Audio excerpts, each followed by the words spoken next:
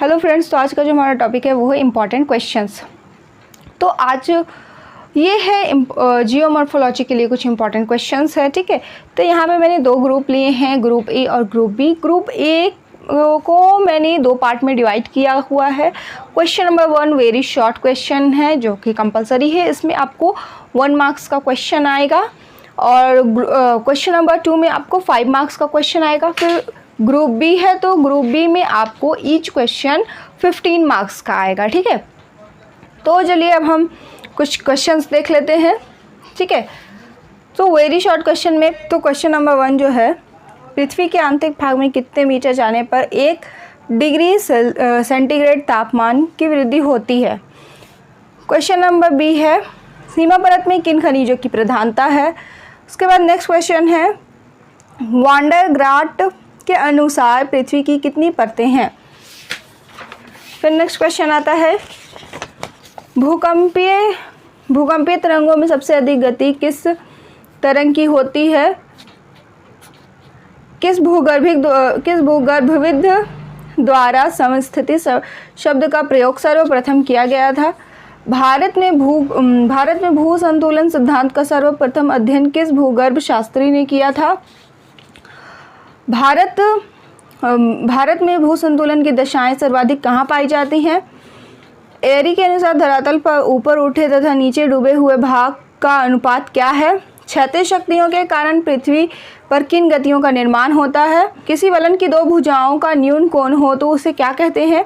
भ्रंश में समकोण बनाने वाली रेखा का क्या नाम है। किस तरह के भ्रंश का उदाहरण मृत सागर है। लैपिज किस स्थल से संबंधित है। उसके बाद है,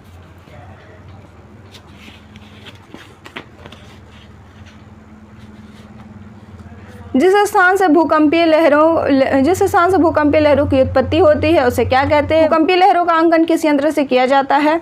सबसे अधिक तीव्र गति वाली भूकंपीय लहर कौन सी है। भूकंप की तीव्रता नापने के लिए किस मापक का प्रयोग किया जाता है।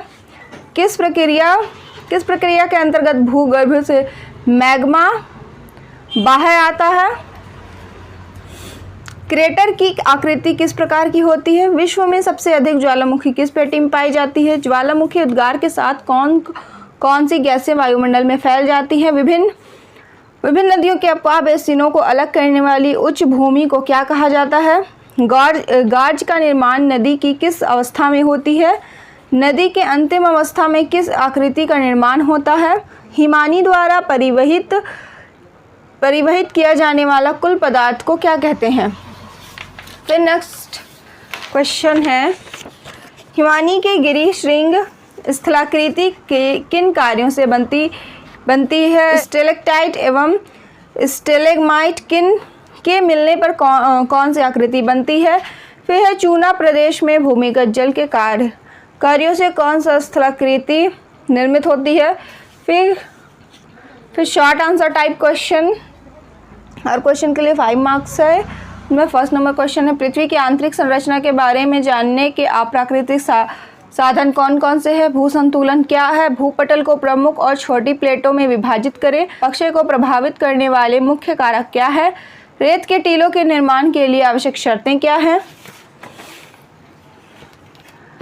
फिर है 15 मार्क्स के लिए क्वेश्चन नंबर 1 है, भू आकृति विज्ञान के अर्थ और विषय क्षेत्र की विवेचना कीजिए। पृथ्वी के आंतरिक संरचना का विवरण दीजिए। समस्थिति से आप क्या समझते हैं। समस्थिति के संदर्भ में एरी के मतों का विवेचना करें। समस्थिति से आप क्या समझते हैं। समस्थिति पर एरी तथा प्राट के विचारों का तुलनात्मक अध्ययन प्रस्तुत कीजिए। विभंग एवं भ्रंश से आप क्या समझते हैं। विभिन्न प्रकार के भ्रंशों का वर्णन करें। वलन को परिभाषित करते हुए विभिन्न प्रकार के वलनों का सचित्र वर्णन कीजिए। मोड़ क्या है। मोड़ के विभिन्न प्रकारों का वर्णन कीजिए। ज्वालामुखी क्रिया से बनी आकृतियों का वर्णन कीजिए। फिर नेक्स्ट है, प्लेट विवर्तनिकी से आप क्या समझते हैं। प्रमुख प्लेटों का वर्णन करें। ज्वालामुखी विस्फोट के कारण एवं परिणामों का वर्णन कीजिए। भूकंप के कारणों तथा परिणामों का वर्णन कीजिए। सामान्य अपरदन चक्र की संकल्पना का वर्णन कीजिए। भू संचलन से आप क्या समझते हैं। भू संचलन के विभिन्न प्रकारों को समझाकर लिखिए। WM डेविस द्वारा प्रस्तुत अपरदन चक्र की संकल्पना का आलोचनात्मक परीक्षण कीजिए। शुष्क अपरदन चक्र का कारण सहित विवरण लिखिए। चुना प्रदेश की भूआकृतियों का वर्णन कीजिए तथा उनके निर्माण की व्याख्या कीजिए। तटीय प्रदेशों में सागरीय अपरदन एवं निक्षेपण द्वारा निर्मित तटीय स्थलाकृतियों का वर्णन कीजिए। तो ये थे कुछ इंपॉर्टेंट क्वेश्चन जियोमॉर्फोलॉजी की। आई होप आप लोगों के लिए ये हेल्पफुल रहा होगा। अगर आप लोगों को इसके आंसर चाहिए तो कमेंट करिए। तब तक के लिए टेक केयर।